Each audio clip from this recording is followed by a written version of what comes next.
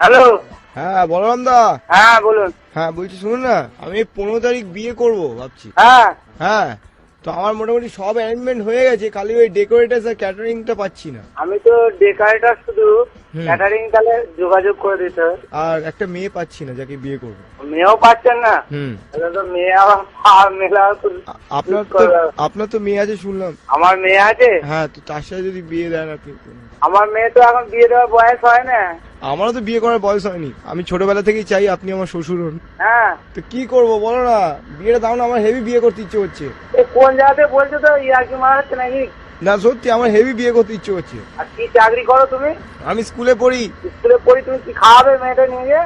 Ice cream. নকশাবাজি হচ্ছে নাকি? নকশাই সত্যি বলছি বললাম না, মনে করি শ্বশুর বাড়ি জিন্দাবাদ। আচ্ছা জিন্দাবাদ তোমার বার করছি, তুমি একবার আমার দোকানে এসে কালকে দেখা করছো। কালকে আসলে তো আপনি প্যান্ডেল করে দেবেন আমার হাড়গোড় ভেঙে। ও শ্বশুর ও শ্বশুর কেন ও সুর। হ্যালো, আচ্ছা ওটা কি শ্বশুরের শাশুড়ির গলা?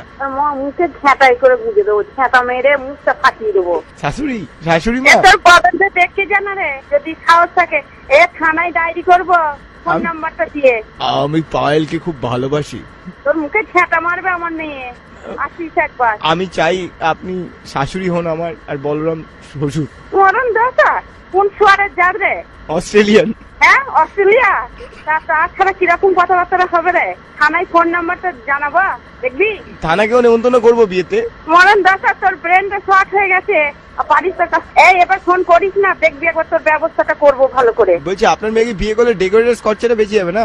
মরণ দশা, একো দেখার পাঁটাটা বলি দেবা।